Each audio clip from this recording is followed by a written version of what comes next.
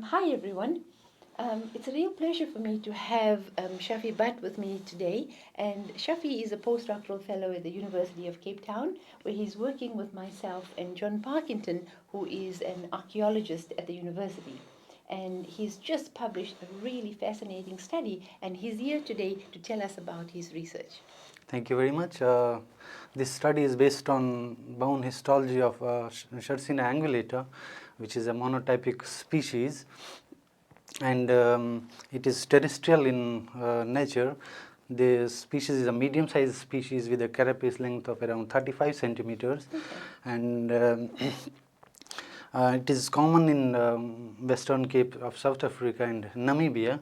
And here you can see the distribution of this species in South Africa and Namibia. Okay. And what did you do in your study? It looks like you looked at several bones. We studied several individuals of Chersina angulata, where we use humeri, femur, and tibia, and we made several sections, transverse sections at the mid-shaft level, which is the area of the bone where the primary bone is present, and it represents the earliest stage of the bone growth. So you can track the earliest stages of growth. Yes. Wonderful. And did you get good results? It looks like you have beautiful histological slides. Yes, we sectioned them at mid-shaft level, so we found that the earliest bone tissue was fibrolamellar bone, which is a tissue which grows faster.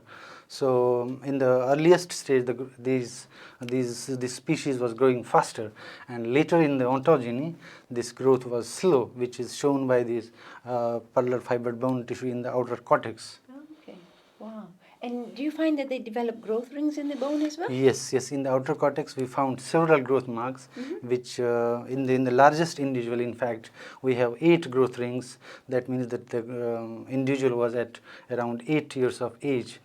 So probably died at the age of 8 years. That's fascinating. And Shafi, from these different bones, did you find that there was differences between the different elements? I mean, what was the... Yes, yes. There were differences within the same diaphyseal section and across the individuals and among individuals also.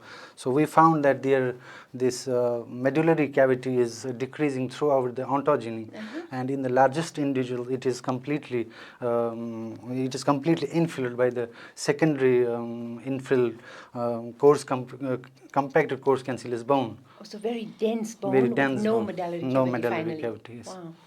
And what about the skeletochronology? In this section, we can see here that we have inner cortex, which is fibrolamellar bone, and towards the outer part we have fibrolamellar bone tissue.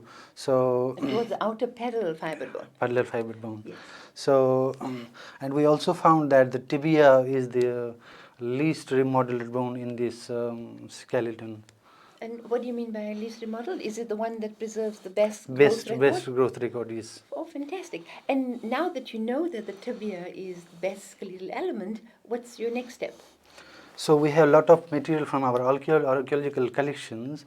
So we are going to use this tibia as a base to study the archaeological material, and where we can study the evolutionary history of the species throughout the geological time scale. So what time scales are we looking at? We are looking at from Langaban to recent, but that is around 5.2 million years.